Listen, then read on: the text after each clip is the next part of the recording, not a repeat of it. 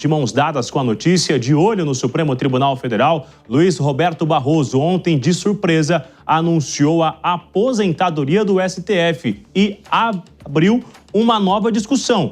Quem será o escolhido para ocupar a vaga do ministro na Suprema Corte? Vamos conversar com ela então, Janaína Camelo, que nos conta tudo no escondanado que você já ouviu aí nos corredores do Supremo Tribunal Federal. Quem é o mais cotado, o nome para chegar ao Supremo Tribunal Federal e ficar até os 75 anos, exceto se acontecer o que está acontecendo com o ministro Luiz Roberto Barroso.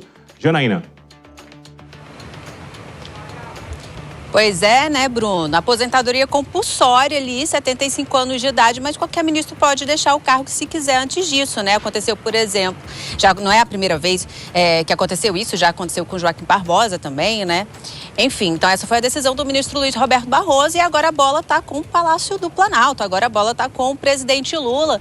Mas olha, Bruno, já faz um tempo que o presidente Lula já pensa nessa possibilidade sobre uma indicação para o lugar do ministro Luiz Roberto Barroso, porque Barroso disse que já há cerca de um ano já tinha avisado ao presidente Lula que ele tinha a intenção de deixar o STF mais cedo, né? Antes ali da aposentadoria compulsória, assim, ainda nessa gestão do Lula. Mas o presidente Lula ele não tem um prazo, né, para fazer essa indicação. A gente sabe, tanto que o STF já funcionou por várias ocasiões com apenas 10 ministros. Não vai ser a primeira vez, então a expectativa é para saber quando que o presidente Lula vai fazer essa indicação, porque nomes ele já tem. Né? A gente só precisa saber quando que ele vai enviar esse novo para a sabatina ali no Senado Federal para depois vir para posse no STF. Né? Se vai ser nesse ano, se vai ser no próximo ano.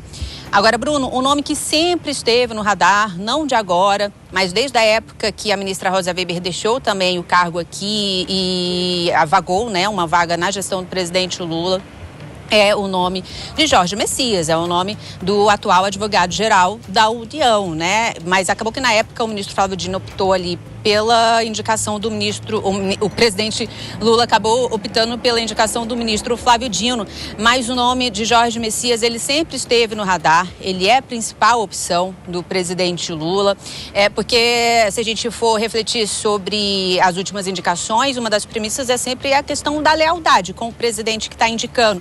Jorge Messias, ele é muito próximo do presidente Lula há muitos anos, só lembrando que ele foi o subsecretário de Assuntos Jurídicos da presidente Dilma Rousseff, e ele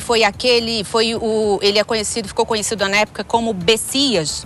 Você lembra, Bruno, numa gravação grampeada, uma ligação que foi grampeada ali na Lava Jato entre Lula e Dilma, e que a Lula diz, né, que o Bessias vai levar um documento para Lula, enfim, ele ganhou notoriedade nessa época, então ele sempre foi muito leal ao presidente Lula e aos assessores próximos ali do presidente Lula, na época da presidente Dilma, enfim. Mas também surgiu um outro nome que não é de agora também, desde a época ali de Rosa Weber, que é de Rodrigo Pacheco, do senador Rodrigo Pacheco, na época que vagou ali que surgiu a vaga de Rosa Weber, ele era o presidente do Senado Federal. E havia também já essa possibilidade dele ser indicado para essa vaga, mas aconteceu que ele... 2h24, já Janaína Camelo volta conosco, repercutindo então essa indicação futura, o que deverá acontecer com a saída do ministro Luiz Roberto Barroso. Vamos então ouvir o nosso analista João Belucci, que já viu essa história em outros momentos também. Agora, só para a gente entender, Lula já conseguiu indicar o Flávio Dino e também conseguiu indicar o ministro Zanin. Essa será mais uma oportunidade para o presidente da República indicar um outro nome. Isso ajuda por parte do governo ou é ruim, já que Lula vai ter que fazer uma escolha entre alguns nomes e isso automaticamente gera uma certa indisposição com aquele que não for escolhido, João?